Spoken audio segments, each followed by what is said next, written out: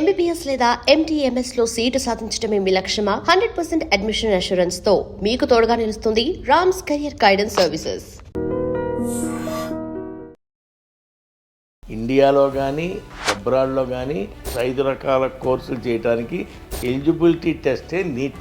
All India counselling చేస్తాం, అన్ని స్టేట్లు చేస్తాం. ఆంధ్ర వచ్చేపాటికి ఎన్టీఆర్ యూనివర్సిటీ, తెలంగాణ వచ్చేపాటికి Kaloji Narayanarao university. Without hospital, without patients లేకుండా నేను ఏ కాలేజీకి పిల్లల్ని చేర్చను. 10,000 సర్వీస్ ఛార్జెస్ తీసుకుంటా. ఇప్పుడు మనం ఆఫర్ చేసేది యాంగ్రీన్ యూనివర్సిటీ, ఉజ్బెకిస్తాన్. మనం only 18 lakhs including hostel. Minimum neat qualify ఉంటే చాలు. IUSM ఉంది, కిర్గిస్తాన్లో ఉంటుందండి. ఇది 22 lakhs అవుతుంది. ఇక్కడికి వచ్చాక FMGE రాయాలి. ఆ ఎగ్జామ్ పాస్ అవ్వటానికి ఫ్రమ్ ఫస్ట్ ఇయర్ ఆన్వర్డ్స్ చెప్పారు. నమస్తే, వెల్కమ్ టు ఐ డ్రీమ్. నేను మీ యాంకర్ ప్రత్యూష. సో ఫైనల్గా నీట్ రిజల్ట్ వచ్చాయి. So all over India 22 lakhs members రాశారు. సో కేవలం 11 lakhs మెంబర్స్ మాత్రమే క్వాలిఫై అయ్యారు. సో క్వాలిఫై అయిన అందరికీ కూడా congratulations and all the very best. So qualify అయ్యాం, నెక్స్ట్ ఏంటి, అసలు కౌన్సిలింగ్ ఎప్పుడు స్టార్ట్ అవుతుంది, ఎన్ని రౌండ్స్ ఉంటాయి, అసలు మాకు వచ్చిన ర్యాంక్ని బట్టి మేము ఏ కాలేజ్ని చూస్ చేసుకోవాలి, అసలు ఏ కోర్స్ చూస్ చేసుకోవాలి, అసలు కెరీర్ ఆపర్చునిటీస్ ఎలా ఉంటాయి, ఇలా చాలా డౌట్స్ ఉంటాయి కదా. సో వీటన్నిటిని క్లియర్ చేసుకుందాం. సో వీటి గురించి క్లీన్ అండ్ క్లియర్గా ఎక్స్ప్లెయిన్ చేయడానికి ఈరోజు మనతో పాటు Rams career guidance chairman P Veerannababu ఉన్నారు. సో సార్తో మాట్లాడదాం, చాలా విషయాలు తెలుసుకుందాం. నమస్తే సార్. సో నీట్ రిజల్ట్ వచ్చాయి. సో 22 lakhs మెంబర్స్ రాస్తే 11 lakhs మెంబర్స్ క్వాలిఫై అయ్యారు. సో ఫస్ట్ ఆఫ్ ఆల్ వాళ్ళకి ఏం చెప్పదలుచుకున్నారు సార్? క్వాలిఫై అయిన వాళ్ళకి, అవని వాళ్ళకి ఏం మెసేజ్ ఇద్దాం అనుకుంటున్నారు? ఓన్లీ నీట్ క్వాలిఫై అయిన వాళ్ళకే ఇండియాలో కానీ అబ్రాడ్లో కానీ MBBS కానీ ఇండియాలో BDS కానీ ఏదైనా కోర్సు 5 రకాల కోర్సులు చేయడానికి ఎలిజిబిలిటీ టెస్టే నీట్. అది జనరల్కి 213, SC ST OBCకి 177, ఫిజికల్ హ్యాండిక్యాప్కి 194. అంటే ఈ ఎగ్జామ్ ప్రాసెస్ అంతా అయిపోయింది. ఇక షెడ్యూల్ స్టార్ట్ అవ్వాల్సిన కౌన్సిలింగ్ ప్రాసెస్. ఈ కౌన్సిలింగ్ ప్రాసెస్ ఏంటంటే మోస్ట్ ప్రాబబ్లీ August 10th నుంచి ఆల్ ఇండియా కౌన్సిలింగ్ స్టార్ట్ అవుతుంది. All India counselling maximum late అయింది ఇప్పటికి. August 10th నుంచి ఆల్ ఇండియా కౌన్సిలింగ్ స్టార్ట్ అయింది. ఈ ఆల్ ఇండియా కౌన్సిలింగ్లో first round, second round, third round, 1/4 rounds ఉంటాయి. 4 rounds.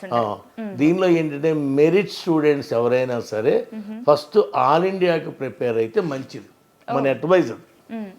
స్టేట్ కన్నా ఆల్ ఇండియాలో గవర్నమెంట్ కాలేజ్ అన్నీ కూడా ఇప్పుడు 510 మార్కులు పైన వచ్చిన స్టూడెంట్స్ ఉంటారు. వాళ్ళు ఇక్కడ ఇంకా స్టేట్ గవర్నమెంట్ కాలేజీ కన్నా ఆల్ ఇండియాలోకి వెళ్తే మంచి మంచి కాలేజెస్ ఉంటాయి. వాళ్ళు మనం ఏమంటామంటే ఆల్ ఇండియాకి వెళ్ళి ఆల్ ఇండియా కోటాలు చేసుకుంటే మంచిదని చెప్తాం. ఏంటి MBBSలో ఈ స్టేట్ రౌండ్ వచ్చేవాడికి ఇంకా state ranks Rao. It takes August 20th అయింది. ఏ స్టేట్కి ఆ స్టేట్ ర్యాంక్ రిలీజ్ చేయాలి అంటే August 20th వరకు పట్టింది. ఆ తర్వాతే కౌన్సిలింగ్ షెడ్యూల్ స్టార్ట్ అయింది. అయితే ఏంటంటే ఈసారి KNR యూనివర్సిటీలో మాత్రం కట్ ఆఫ్ అనేది ఎలా ఉంటుంది అనేది చూసి చెప్పాలి. పాస్ పర్సంటేజ్ 8% తగ్గింది ఇండియాలో. లాస్ట్ ఇయర్ కన్నా ఈ సంవత్సరం 8% స్టూడెంట్స్ తగ్గారు పాస్. దానివల్ల సీట్లు పెరిగినాయి. తెలంగాణలోనే ఎక్స్పెషల్లీ మన తెలంగాణలో 900 సీట్లు పెరిగినాయి. మరి ఆంధ్రాలో సార్? ఆంధ్రాలో 300 పెరిగినాయి. త్రూఅవుట్ ఇండియాలో 10,000 సీట్స్ ఇంక్రీజ్ అయినాయి. 10,000 సీట్స్ అంటే 1,31,000 సీట్స్ ఉన్నాయి ఇప్పుడు. దాని ప్రకారం ఏంటంటే ఏ ర్యాంక్ ఎలా వస్తుంది ఏంటి అనేది ప్లాన్ చేసుకోవాలి. అందరూ MBBSఏ. ఇది కాకుండా మన BDS ఉంది. BDS కొన్ని సీట్లు పెంచారు. ఈ తర్వాత మన వెటర్నరీ ఉంది. అంటే మోస్ట్ ప్రాబబ్లీ 50% స్టూడెంట్స్ క్వాలిఫై అయిన వాళ్ళు ఈ 5 కోర్సులో సర్దుకుంటారు. MBBS, BDS, veterinary, BAMS ayurvedic, BHMS homeopathy. Okay. So చాలా మంది కేవలం నేను MBBS చేయాలి, డాక్టర్ అవ్వాలి అని చాలా మందికి కళ ఉంటుంది. అది ఒక డ్రీమ్, అది మనం ఏం చేయలేము వాళ్ళని. సో వాళ్ళకు కూడా ఈసారి లాస్ట్ ఇయర్తో కంపేర్ చేసుకుంటే ఈసారి కొంచెం ఎక్కువ సీట్సే ఉన్నాయన్నమాట. అవునాయి. MBBS పరంగా ఈసారి తెలంగాణలో 1000 సీట్లు పెరిగినాయి. 4 కాలేజ్ వచ్చినాయి. అందువలన మినిమం స్కోర్ ఉన్న సాధించిన స్టూడెంట్ కూడా MBBS సీట్ చేయటానికి అవకాశాలు ఎక్కువ ఉన్నాయి. సో ఎంబీబీఎస్ తర్వాత ఇంకేం ఆపర్చునిటీస్ ఉంటాయి సార్? ఎలాంటి కోర్సెస్ ఉన్నాయి? ఎంబీబీఎస్ ఏముంది మేడం, ఇప్పుడు ఎంబీబీఎస్లోనే 3 రకాల కేటగిరీస్ ఉంటాయి. A category, B category, C category. ఇప్పుడు 400 మార్కులు వచ్చిన పేరెంటు ఏ కేటగిరీకే చూస్తాడు తప్ప బి కేటగిరీ రాడు. కరెక్ట్. అంటే దానిలో స్తోమత ఉన్న పేరెంట్ వెళ్తాడు, 13 లక్షలు 11 లక్షలు ఫీజు అని. ఆర్థిక స్తోమత లేనివాడు ఏం చేస్తాడు, మళ్ళీ అగైన్ లాంటాడు. దానివల్ల ఏమవుతుంది, కింద మార్కుడికి ఈజీగా సీట్ వస్తుంది. ఇప్పుడు 450 మార్కులు వచ్చిన లాంగ్ టర్మ్కి వెళ్ళిపోయాడు, వాడు అప్లై చేయలేదు. 449 అప్లై చేస్తాడు, వాడికి వస్తుందిగా సీటు. అలా అనమాట. దాదాపు ఇప్పుడు సపోజ్ మనకున్న 30,000 మందిలో కూడా మళ్ళా 5-6 వేల మంది లాంగ్ టర్మ్కి వెళ్ళిపోతారు. నిరుత్సాహపడద్దు, సీట్స్ వస్తాయి, 100% సీట్లు వస్తాయి. ఫ్రీ సీట్ ఎక్స్పెక్ట్ చేసేవాళ్ళు, పేమెంట్ సీట్ ఎక్స్పెక్ట్ చేసేవాళ్ళు, ఎన్ఆర్ఐ సీటు ఏదైనా మనం చెప్పే అడ్వైజ్ ఏంటంటే కౌన్సిలింగ్ షెడ్యూల్ స్టార్ట్ అయ్యేలోపు అసలు ఎలా ఉంది ఏంటనేది తెలిసిపోద్ది, ఈజీగా వస్తుంది సీటు. ఏదర్ ఏ కేటగిరీనా బి కేటగిరీనా. సపోజ్ లాస్ట్ ఇయర్ 261కి వచ్చింది బి కేటగిరీ, ఈసారి ఇంకా తగ్గొచ్చు. అలా అదేంటంటే లోకల్ నాన్ లోకల్ ఉంటుంది, ఇవన్నీ చూసుకోవాలి. అందువల్ల ఏంటంటే రిజల్ట్ వచ్చింది కాబట్టి ఏ క్యాటు, బి క్యాటు, సి క్యాటు ఏ మార్కులకి ఎలా వస్తుంది అనేది మనం చెప్తాం. ఓకే. సో నార్మల్గా ఇప్పుడు ర్యాంకింగ్స్ వచ్చాయి, సీట్ వచ్చింది, ఓకే. బట్ ఒకటేసారి మనకి 2-3 కాలేజ్లో కూడా సీట్ వస్తూ ఉంటుంది. బట్ మన ర్యాంక్ని బట్టి వస్తుంది కదా. సో ఇప్పుడు 2-3 కాలేజ్లో సీట్ వచ్చినప్పుడు మన ర్యాంక్ని బట్టి మనకి ఏ కాలేజ్ని చూస్ చేసుకుంటే బెటర్, మనం ఏ కాలేజ్లో వెళ్తే బెటర్ ఎడ్యుకేషన్ ఉంటుంది, బెటర్ ఆపర్చునిటీస్ ఉంటాయని స్టూడెంట్స్కి ఎలా అర్థం అవ్వాలి సార్? అంటే ఏ బేసిస్లో కాలేజ్ని చూస్ చేసుకోవాలంటారు? కౌన్సిలింగ్ బేసిస్లో ఉన్నప్పుడు మనం ఎక్స్ కాలేజీ వస్తుంది ధీమాగా చెప్పలేం. ఎలా చెబుతామంటే 3 కాలేజీలు చెప్తాం. లాస్ట్ ఇయర్ 3 కాలేజీలు కటాఫ్లు తీసుకోవాలి. ఆ 3 కాలేజీలు కటాఫ్ కన్నా ఈ కుర్రవాడికి 4 మార్కులు ఎక్కువ ఉండాలి. ఆ దరిదాపుల్లో ఉంటే మనం చెప్పగలం, అప్పుడు చెబుతాం. నేను ఎక్స్పెషల్ ఏంటంటే తెలంగాణలో ఓన్లీ 2-3 కాలేజ్ నేను అడ్వైజ్ చేయను పిల్లలకి. నేను మన పేర్లు చెప్పకూడదు, ఎందుకంటే హాస్పిటల్ ఉండదు, పేషెంట్స్ ఉండరు, అంటే ప్రాక్టికల్గా వాళ్ళకి ఏం ఉండదు. డబ్బులు వసూలు చేయటం, కోట్లు దండుకోవటం పిల్లల దగ్గర నుంచి. కాకపోతే మా అబ్బాయి ఎంబీబీఎస్ అవుతున్నాడు పలానా కాలేజీ నేను చెప్పుకుంటానికి కాలేజీ, కానీ అక్కడ చదువుకుంటానికి కూడా సరైన ఫ్యాకల్టీ ఉండదు. మనం అలాంటి కాలేజీలు ప్రిఫర్ చెయ్యం. అంటే పేరుకి ఎంబీబీఎస్. కొంతమంది ఏంటంటే గుడ్డిగా చేసుకుంటాం కౌన్సిలింగ్ అంటే, చేసుకోండి కానీ బురదలో కాలేయొద్దు. అలాంటి కాలేజీలోకి మీరు వెళ్ళి తర్వాత బాధపడ్డా రాదు కదా. 23 లక్షలు ఎన్ఆర్ఐ కోటా ఉంది, 23,50,000 కట్టాలి. కట్టిన తర్వాత ఏం చేస్తారు, సీట్ వచ్చాక మీరు జాయిన్ అవుతారు. జాయిన్ అయిన కానీ ఫ్యాకల్టీ ఉండరు, హాస్పిటల్ ఉండదు. ఎక్కడ నేర్చుకుంటారు ప్రాక్టీస్? మీకు జ్వరం వచ్చిందని మిమ్మల్ని టచ్ చేసి చూడాలంటే పేషెంట్ ఉండాలిగా. కరెక్టే. అందువల్ల ఏంటంటే మనం ఇచ్చే సలహా ఏంటంటే పేరెంట్స్కి, ఎంబీబీఎస్ మీ అబ్బాయిని చేర్చడం ముఖ్యం కాదు, చేర్చేటప్పుడు ఆ కాలేజీలో హాస్పిటల్కి ఓపీ ఎంతమంది ఉన్నారు, ప్రతిరోజు ఓపీ ఎంతమంది వస్తున్నారు, మినిమం 500 మెంబర్స్ అన్నా ఉన్నారా లేరా, పీజీలు ఉన్నాయా లేవా. ఎందుకంటే ఈ కుర్రవాడికి త్వరకి 4 ఏళ్ల తర్వాతే ట్రైన్ హాస్పిటల్కి వెళ్ళేవాడు. ఇప్పుడు సెకండ్ ఇయర్ నుంచే ప్రాక్టికల్ స్టార్ట్ అవుతుంది. సెకండ్ ఇయర్ హాస్పిటల్ ఏం లేకపోతే ఏం చేసుకుంటాడు? సో నీట్కి ప్రిపేర్ అవ్వాలంటేనే వాళ్ళు ఎంత కష్టపడి ఉంటారో కదా క్వాలిఫై అవ్వాలంటే. సో అంత కష్టపడి చదివి క్వాలిఫై అయిన తర్వాత సరైన కాలేజ్ని చూస్ చేసుకోకపోతే వాళ్ళ కెరీర్ అక్కడితోనే. అందుకే నేను చెప్పేది ఏంటంటే నీట్ కౌన్సిలింగ్లో వెళ్ళటమే కాదు, వెళ్ళే ముందు ఆ కాలేజీల గురించి కూడా గూగుల్లో ఉంది, రకరకాల సమాచారాలు ఉన్నాయి. ఆ సమాచారాన్ని మీరు సేకరించుకుని అప్లై చేస్తే మంచిది. ఓకే. ఇంకోటి ఏంటంటే మనం ఆల్ ఇండియా చేస్తామండి, ఆల్ ఇండియా కౌన్సిలింగ్ చేస్తాం, అన్ని స్టేట్లు చేస్తాం, ఆంధ్ర చేస్తాం, తెలంగాణ చేస్తాం. ఆంధ్ర వచ్చేపాటికి ఎన్టీఆర్ యూనివర్సిటీ, తెలంగాణ వచ్చేపాటికి KNR university, Kaloji Narayanarao university, Karnataka వచ్చేపాటికి కర్ణాటక ఎడ్యుకేషన్ అథారిటీ. అన్ని యూనివర్సిటీ కిందే ఉంటాయి. ఇదేంటంటే యూపీ, ఉత్తరప్రదేశ్, రాజస్థాన్, అలాగే బీహార్, ఏ స్టేట్కి ఆ స్టేట్ సపరేట్ కౌన్సిలింగ్ చేస్తాం. ఓకే. ఆల్ ఇండియా కౌన్సిలింగ్ అంటే under MCC, medical counselling committee. MCC కింద కౌన్సిలింగ్ స్టార్ట్ అయింది. ఓకే. ఆ కౌన్సిలింగ్ తర్వాత కేఎన్ఆర్ యూనివర్సిటీ. కేఎన్ఆర్ యూనివర్సిటీ కింద లోకల్లో ఎన్ని కాలేజెస్ అయితే ఉన్నాయో తెలంగాణలో అన్ని కాలేజెస్ కేఎన్ఆర్ కింద స్టార్ట్ అవుతాయి. అలాగే ఎన్టీఆర్ యూనివర్సిటీ. అలా ఈ 3 కౌన్సిలింగ్ చేసుకోవాలి.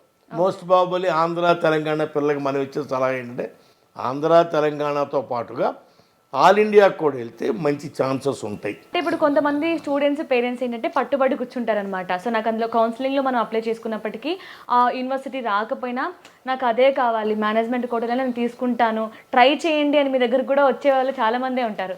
సో వాళ్ళకి మీరు ఇచ్చే మెసేజ్ ఏంటి, సజెషన్ ఏంటి? ఒకటి మేడం, పలానా కాలేజీ మీరు ఇవ్వండి అనే చెప్పేది ఓన్లీ పాసిబిలిటీస్ అన్నీ కూడా సి కేటగిరీలోనే ఛాన్సెస్ ఉన్నాయి. ఏ కేటగిరీ, బి కేటగిరీ లేదు. ఓకే. సి కేటగిరీ అంటే ఎన్ఆర్ఐ కేటగిరీ. ఎన్ఆర్ఐ కేటగిరీలో మెయిన్ ఎవరైతే పేరెంట్ ఎన్ఆర్ఐ కేటగిరీలో చేర్చాలి తన కొడుకుని కూతురు అనుకున్నాడో ఫస్ట్ వాళ్ళు చేయాల్సిన మంచి పని ఏంటంటే they are collect first good NRI certificate. Don't purchase in consultants. కన్సల్టెంట్ల దగ్గరికి వెళ్ళి డబ్బులు కట్టి సర్టిఫికేట్లు కొనుక్కోవద్దు. ఎన్ఆర్ఐ డాక్యుమెంట్ ఉంటుంది. అంటే సపోజ్ మీరున్నారు, మీరు చదవాలి, ఎన్ఆర్ఐ ఎంబీబీఎస్ చదవాలి, మీ బ్రదరు, మీ కజిన్స్ వాళ్ళ దగ్గర నుంచి మీరు తెప్పించుకోవాలి డాక్యుమెంట్స్. అంతేగాని ఎవరో కన్సల్టెంట్ అమ్ముతాడు 25,000కి 50,000కి అని తెచ్చుకుంటే ర్యాండమ్ చెక్కింగ్లో అతను దొరికితే 5 years డిబార్ అవుతాడు. అందువలన నా సలహా ఏంటంటే ఎన్ఆర్ఐ చదివిద్దాం అనుకునే పేరెంట్స్కి మాత్రం రియల్ డాక్యుమెంట్ని కలెక్ట్ చేసుకోండి. కన్సల్టెంట్ దగ్గరికి వెళ్ళి డబ్బులు కట్టి డాక్యుమెంట్లు తీసుకోవద్దు. అది నా సలహా. ఓకే. సో ఇప్పుడు మీరు అన్నట్లు ఒక మంచి కాలేజ్ని చూస్ చేసుకోవాలి అంటే మనం ఎలాగో కష్టపడి చదువుతాం కాబట్టి ఆ కెరియర్ బాగుండాలి అంటే కాలేజ్ మీద డిపెండ్ అయి ఉంటుంది. మీరు అన్నట్లు ప్రాక్టికల్గా మనం నాలెడ్జ్ గెయిన్ చేసుకోవడానికి హాస్పిటల్ ఉండాలి. మీరు అన్నట్లు ఇందాక అన్నీ చెప్పారు కదా, అన్నీ చూస్ చేసుకొని జాయిన్ అవ్వాలి అని. మీ దగ్గర ఆల్ ఓవర్ ఇండియాలో చాలా యూనివర్సిటీతో టైఅప్ అయి ఉన్నారు కదా, సో మీరు ఎలా టైఅప్ అయి ఉంటారు? అంటే ఈ కాలేజ్ని చూస్ చేసుకుంటే స్టూడెంట్కి బెటర్, ఎందుకంటే మేము ఆ స్టూడెంట్కి ఆ యూనివర్సిటీని సజెస్ట్ చేస్తున్నాం కాబట్టి అని ఒకటి ఉంటుంది కదా. సో మీరు ఎలాంటి యూనివర్సిటీస్తో టైఅప్ అయి ఉన్నారు సార్? మరి ఇదేంటంటే మెయిన్ సపోజ్ యూపీ ఉంది మేడం, యూపీలో 50 కాలేజెస్ ఉంటాయి. 50 కాలేజెస్లో కొన్ని హాస్పిటల్ లేని ఉన్నాయి మన హైదరాబాద్లో ఉన్న కాలేజీల లాగా. హైదరాబాద్ తెలంగాణలో 2 కాలేజీలకి హాస్పిటల్ ఎప్పుడు తాళా వేసే ఉంటుంది ఏంటి. అలాంటి కాలేజీ ప్రతి స్టేట్లోనే ఉంటాయి. కానీ ఆ కాలేజీలు మనం చూస్ చేసుకుని పెట్టకూడదు. అది అదే చెప్తాం మనం ఏ కాలేజీలు ఎంత ఉంది ఫ్యాకల్టీ. ఇది మనం టచ్లో ఉంటాం కదా, ప్రతి స్టేట్ తిరుగుతాను, ఈ కాలేజీలో ఇంత ఉంది, ఈ కాలేజీ ఇంత ఉంది అనేది మనం చూస్తాం కదా. అందు మనం చెప్తాం వితౌట్ హాస్పిటల్, వితౌట్ పేషెంట్స్ లేకుండా నేను ఏ కాలేజీకి పిల్లల్ని చేర్చను. ఫస్ట్ మీరు అసలు ఎలా ఉంది యూనివర్సిటీ అని మీరు నేను తెలుసుకున్న తర్వాతే వాళ్ళకి చెబుతాను బాగుంది చేరండి అని చెప్తాను. అక్కడికి వెళ్ళాక మన తిట్టుకుంటే ఏమైపోతుంది, 5 ఏళ్ళు కూర్చోవాలి. అవును, కరెక్ట్. 1 సంవత్సరం కాదండి, 5 సంవత్సరాలు కూర్చోవాలి. అతను బికమే డాక్టర్గా తిరిగి రావాలి. ఏమీ లేకుండా ఏమవుతాడు? అందువల్ల మనం ఏంటంటే మనం ఇచ్చే సలహా పిల్లలకు ఒకటే మేడం, ఎంబీబీఎస్ చేరటం గొప్ప కాదు, మంచి కాలేజీ చూజ్ చేసుకోవాలి. దానిలోనే సగం డిగ్రీ చేతికి వచ్చినట్లు లెక్క. ఫ్యాకల్టీ ఉండి హాస్పిటల్ బాగుంటే ఆటోమేటిక్గా చదువుకుంటాడు. ఏమీ లేకపోతే ఏం చదవలేడు. అందువలన పేరెంట్స్ అందరికీ మనం చెప్పేది ఏంటంటే కౌన్సిలింగ్లోనే ఏ కాలేజీకి ఎలా ఉంది, ఈ కాలేజీలో హాస్పిటల్ ఎలా ఉంది అనేది చూసుకుంటే మీకు మంచిది. ఓకే ఏంటి. సో కౌన్సిలింగ్లో ఒక కాలేజ్ని చూస్ చేసుకున్న తర్వాత అందులో సీట్ వచ్చిన తర్వాత ఫస్ట్ జాయిన్ అవ్వక ముందే వెళ్ళి యూనివర్సిటీ విజిట్కి ఏమైనా మీరు హెల్ప్ చేసుకోవచ్చు. ఇప్పుడు అడుగుతారు మేడం మల్లారెడ్డి చూస్తామంటారు, వెళ్ళండి అంటాం. ఏంటి అపోలో చూసేది వాళ్ళే వెళ్ళొస్తారు, కాలేజీకి వెళ్ళి చూసుకుని వస్తారు. సో జస్ట్ ఏదో వాళ్ళు వచ్చారు కదా మేము ఒక కాలేజ్ని సజెస్ట్ చేసామని కాకుండా మీరు వాళ్ళతో రిలేషన్షిప్ మెయింటైన్ చేస్తారా? లైక్ వాళ్ళ పిల్లల్ని మీ దగ్గరకు తీసుకొస్తున్నారు అంటే వాళ్ళు ఎంతో నమ్మి మీ దగ్గరకు తీసుకొస్తారు ఉంటారు. అంటే ఇక్కడికి నా పిల్లవాడు వస్తే, నా పాప వస్తే వాళ్ళ కెరీర్ బాగుంటుంది, ఎంబీబీఎస్లో ఒక మంచి పొజిషన్లో ఉంటారు అనే వస్తూ ఉంటారు. సో వాళ్ళకి మీరు ఏమైనా సలహాలు సూచనలు ఇస్తూ ఉంటారు ఇక్కడికి వచ్చినప్పుడు ఫస్టే? ఇప్పుడు 5వ సంవత్సరం చదివే స్టూడెంట్ కూడా టచ్లో ఉంటారండి. ఇప్పుడు సహజంగా మ్యాక్సిమం ఫ్యామిలీస్ ఏంటంటే ఇంతవరకు ఒకళ్ళు ఇంజనీరింగ్ వాళ్ళు ఎంబీబీఎస్ ఉండేవాళ్ళు. ఇప్పుడు ఒక ఫ్యామిలీ ఇద్దరు కూడా ఎంబీబీఎస్ అవుతున్నారు.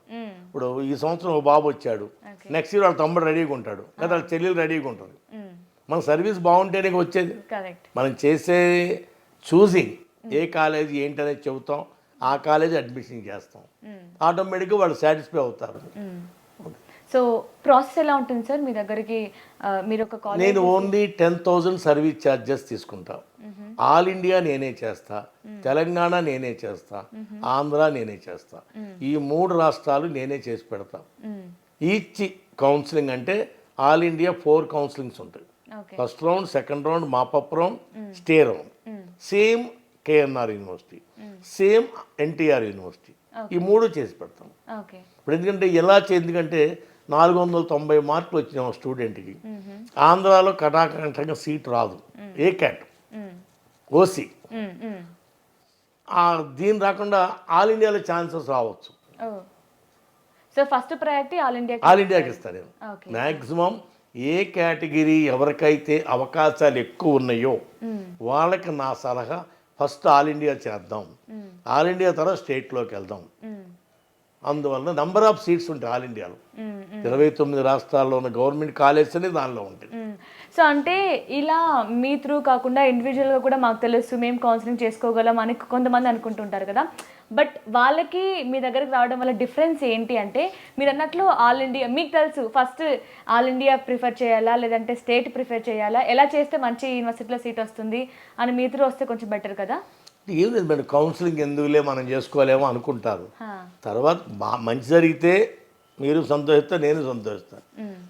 మరి సరైన కాలేజ్ ఎన్నుకోలేదు అనుకోండి, అప్పుడు బాధపడతారు. మనం చెప్పేది ఏంటి, ప్రొవైడ్ చేస్తా, మంచి కౌన్సిలింగ్ ప్రొవైడ్ చేస్తా. 3 యూనివర్సిటీ ఆల్ ఇండియా చేస్తా, ఏపీ చేస్తా, తెలంగాణ చేస్తా, చాలు. సో ఇఫ్ ఇన్ కేస్ ఆంధ్రలో రాకపోయినా తెలంగాణలో మంచి యూనివర్సిటీ రావచ్చు. తెలంగాణ ఉంది, ఆల్ ఇండియా పోతే తెలంగాణ, ఆంధ్ర 3 చేసుకోవాలి. సో ఇప్పుడు తెలంగాణలో ఎన్ని సీట్స్ ఉన్నాయి సార్, ఆంధ్రాలో ఎన్ని ఉన్నాయి? తెలంగాణలో 10,290 సీట్లు ఉన్నాయి మేడం. ఆంధ్రాలో 5,000 సీట్లు ఉంటాయి. తెలంగాణ ఇప్పుడు ఒక మైల్ రాయి దాటింది. 10,200 సీట్లు అంటే 10,000 మెడికల్ సీట్లు ఉన్న స్టేట్లు చాలా తక్కువ ఉంటాయి. తెలంగాణ రీచ్ అయిపోయింది. Okay. So all over India మీరు ప్రతి స్టేట్ చేస్తారా? ప్రతి స్టేట్ చేస్తారండి. ఎక్కువ ఏంటంటే ఉత్తరప్రదేశ్, బీహార్, రాజస్థాన్, వెస్ట్ బెంగాల్, ఒరిస్సా, మన తెలంగాణ, ఆంధ్ర, కర్ణాటక, మహారాష్ట్ర. బెస్ట్ యూనివర్సిటీస్ ఈ స్టేట్లో. ఇంకోటి ఏంటంటే డీమ్డ్ కాలేజెస్ ఉంటాయి. డీమ్డ్ ఏంటంటే ఇప్పుడు మీకు మల్లారెడ్డి యూనివర్సిటీ డీమ్డ్ కింద వస్తుంది, అది స్టేట్లో రాదు.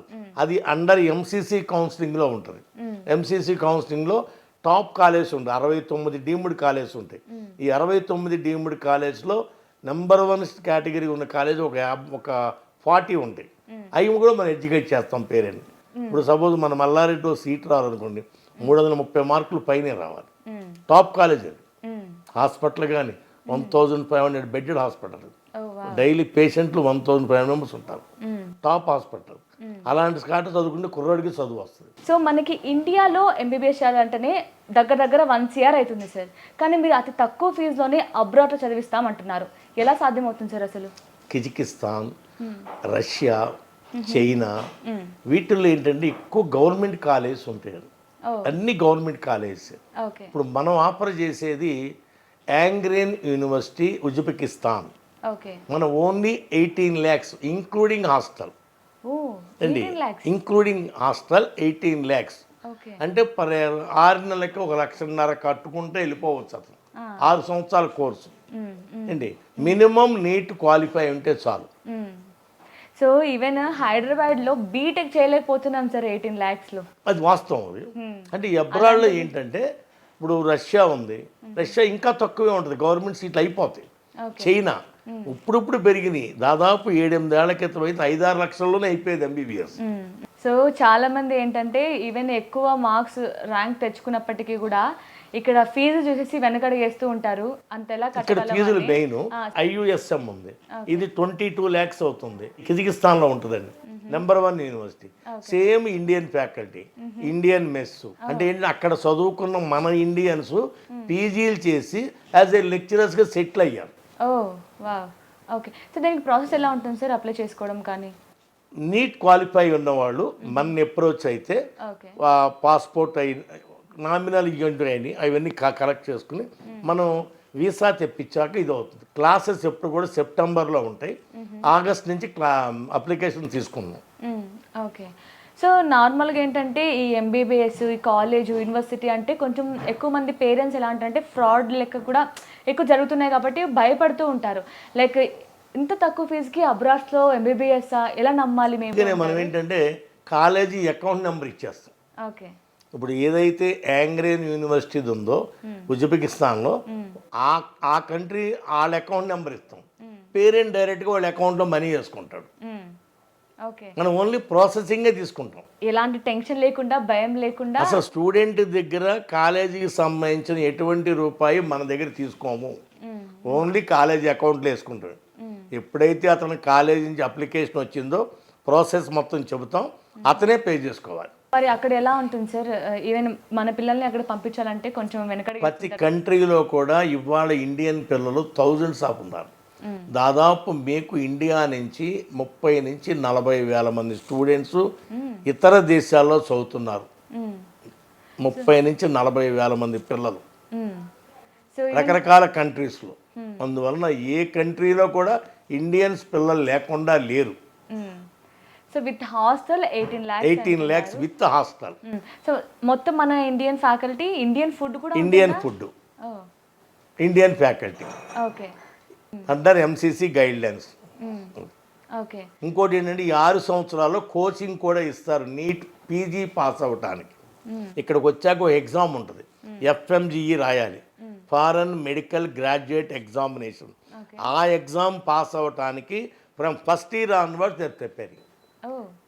ఓకే. అది కూడా మనం ప్రామిస్ చేస్తాం స్టూడెంట్కి, నీకు ఫస్ట్ ఇయర్ నుంచే FMGE టెస్ట్కి ప్రిపరేషన్ చేస్తారని. అదేంటంటే 12 to 16% క్వాలిఫై. మొన్న అయితే 12 మంది పాస్ అయ్యారు 100కి మ్యాక్సిమం. దానిలో ఇటు హార్డ్ వర్క్ చేయాలి, బాగా చదువుకున్నోడే పాస్ అవుతాడు తప్ప సోమరతనంగా ఉన్నోడు అవ్వదు.